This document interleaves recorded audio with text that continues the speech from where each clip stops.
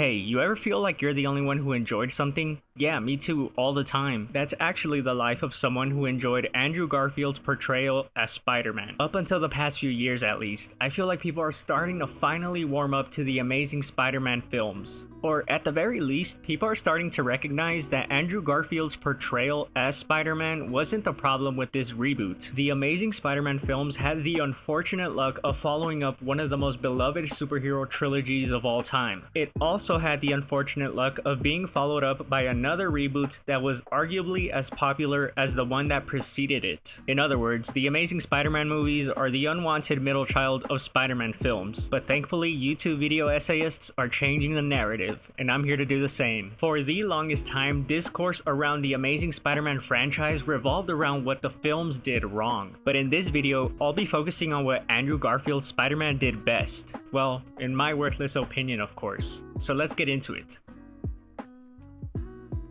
Before we break it down, I do feel like I have to say yes, Andrew Garfield is my favorite Spider-Man, but surprisingly no, the Amazing Spider-Man movies are not my favorite Spider-Man movies. I have Sam Raimi's Spider-Man 2 and Into the Spider-Verse ahead of the Amazing Spider-Man 1. So while yes, I might be a little bit biased with my opinion, I still recognize that the Amazing Spider-Man films are not perfect and that Andrew Garfield's Spider-Man is not perfect either. Now with that being said, here's a claim that probably won't be bold to the comic book reading community, but will be to the casual movie-going audience. Andrew Garfield's iteration of Spider-Man is the most comic-accurate rendition of the original Earth 616 Spider-Man that's ever been put to film. Garfield's Peter Parker is the closest we've gotten to the early days Steve Ditko's Spider-Man run. Notice how I said both his Spider-Man and his Peter Parker are comic accurate. I bring this up because too often when people are criticizing the Amazing Spider-Man films, they always say the same thing. Andrew Garfield was a great Spider-Man, but he was not a good Peter Parker. They say he was too cool, he was too much of a dick, they say he was too handsome. And to that I say,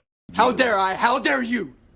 Just a few moments ago, I said Garfield's Spider-Man and Peter Parker are very much in line with what we saw in the early days of the Spider-Man comic run. In those early days, Peter Parker had a very underrated character trait that a lot of people seem to have forgotten about or just didn't know about at all. Peter was kind of a dick. Okay, scratch that. Peter was a dick. But that trait is what made him an outcast. It's why people teased and bullied him. But because he had that fight in him, Peter wasn't a pushover either. I can't tell you how many times he antagonized Flash Thompson in the comics and was so close to fighting him every time. Which is why I thought it was perfect that Andrew Garfield's Spider-Man from the very start of the first film had fight in him. I mean, he stood up to Flash in front of the whole school when he was bullying that one other kid. And even though Peter knew it would most likely be a fight he would lose, he still stood up for what was right, which establishes pretty early on in the series that Peter might have that cocky attitude like he does in the comics, but he still tries to do what's right. Contrary to popular belief, Spider-Man is not a happy-go-lucky Boy Scout, which is why I really appreciated this iteration of Spider-Man with an edge to him. Another popular misconception is that Spider-Man is supposed to be this unattractive geek, and my answer to that is short and simple. You really think the guy who pulled Mary Jane, Gwen Stacy, Black Cats, and a handful of supermodels here and there is unattractive? Andrew Garfield most looks the part of Peter Parker compared to the other two in my opinion. He's not like insanely attractive to the point where he can be a supermodel, but he has that charm to him, the one that attracts people. Despite that though, he's still incredibly shy and awkward. He's a loner at school, he doesn't share interests with anybody there, or at least that's what he thinks because he doesn't talk to anyone. Peter is an outcast more so out of his own choice rather than others ostracizing him.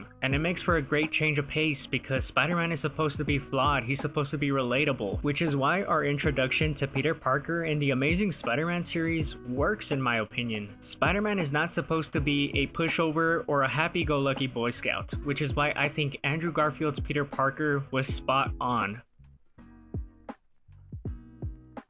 Now, if you're not into comic accuracy, that's fine, but Peter Parker's Spider-Man has one deep root that should never change, and that's the death of Uncle Ben motivating him to do the right thing. With great power comes great responsibility. Now, the Amazing Spider-Man films had one thing going against them. The Raimi films did Uncle Ben's death, and they did it really well in my opinion. So the Tasm series had to make sure that their version was different enough to stand on its own, and in my opinion, I think they did a good job. There's really not much to say here. We all know Spider-Man's origin, and we all know he feels guilty over the death of Uncle Ben. But the way Peter in this film goes from being full of vengeance, trying to find the killer of his Uncle Ben, to realizing that what he really has to do is protect the city, keep people safe, be a hero, be Spider-Man, is beautifully done. I love the scene where Spider-Man saves the little boy from the taxi that was falling off the bridge. At that point in the film, Peter had a choice: go after the lizard or save the little boy. And he did the right thing. He did what Spider-Man would do. He saves the boy and safely returns him to his dad, which ends up paying off later in the movie. It's the little scenes like that that make Spider-Man, well, Spider-Man. He's the hero for the little man, for everybody.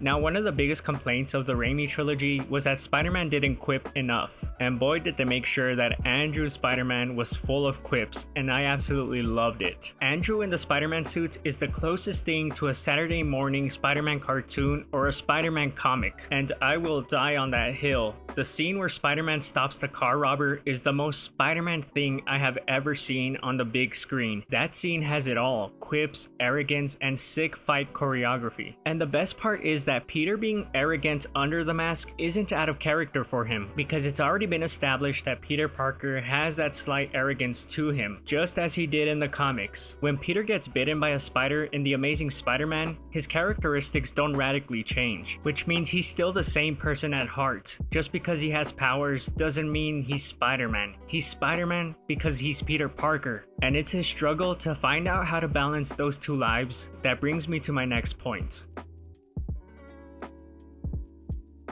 The Amazing Spider-Man has by far the best love interest out of any of the Spider-Man movies, and that's just down to the fantastic chemistry between Andrew Garfield and Emma Stone. Peter Parker and Gwen Stacy's relationship is the heart and soul of the Amazing Spider-Man franchise. The fact that the Raimi trilogy introduced Gwen Stacy well into Peter and MJ's relationship never sat right with me, so you can imagine how stoked I was when we found out that the Gwen and Peter relationship would be properly introduced in The Amazing Spider-Man. And man, did I grow attached to these two pretty early on. Gwen in a way serves as the catalyst for Peter to change his ways. Once they begin dating, he becomes less arrogant, less reckless, more of a better person, more of a Spider-Man. This is the way I see it. In the other two Spider-Man franchises, their love interests fell in love with Spider-Man, but Gwen Stacy in The Amazing Spider-Man fell in love with Peter Parker, and therefore their relationship felt more real. It felt more grounded. In the Amazing Spider-Man franchise, it's the only time I've ever felt that Spider-Man has ever truly been in love. And it's because, like I said, Peter and Gwen had a bond before Peter became Spider-Man, which makes it all the more heartbreaking when Gwen Stacy falls to her death when Peter is unable to save her. This is the scene where we get a masterclass in acting from Andrew Garfield. And this is why I believe Andrew Garfield is the best raw actor to ever play Spider-Man. I mean, just ask Martin Scorsese. Because of the relationship that was built up over two movies, because of their chemistry, because it felt real, I truly believe that Gwen Stacy's death is the saddest death that's happened in a Spider-Man movie so far. And it's that death that hits Peter hard. It makes him reconsider even being Spider-Man, because he chose to ignore the promise he made to Captain Stacy. And so he feels guilty for Gwen's death, yet another death that Peter cannot forgive himself for. And it's not until he hears Gwen's graduation speech, which he had missed earlier, that he decides to put the suit back on. I mean, just look at this. This is Spider-Man. Hey, Spider-Man.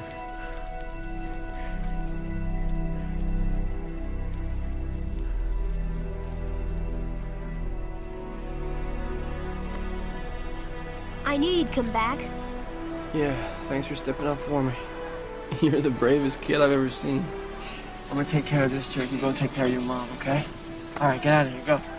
I guess what I'm trying to say is what I love about The Amazing Spider-Man is the theme of loss and the theme of consequence. Despite his best efforts to be the best person he can be, Peter Parker cannot seem to catch a break. Yet it's his will to push through that and to become a stronger person that makes him Spider-Man. Shooting webs and having high-tech suits doesn't make you Spider-Man. Having the average person live through you makes you Spider-Man. Having those kids look up to you makes you Spider-Man. doing the right thing despite giving up hope makes you Spider-Man. More than anything, what I can say the Amazing Spider-Man series nailed was the characterization of Spider-Man. From the quips to the nerdiness to the arrogance to the love story to coping with grief to responsibility. Sometimes when I watch The Amazing Spider-Man, it feels like I'm watching a comic book come to life. Because for better or for worse, The Amazing Spider-Man film series is a love letter to the early days of the original Spider-Man comic book run. And that is why Andrew Garfield's Spider-Man will always hold a special place in my comic book movie loving heart.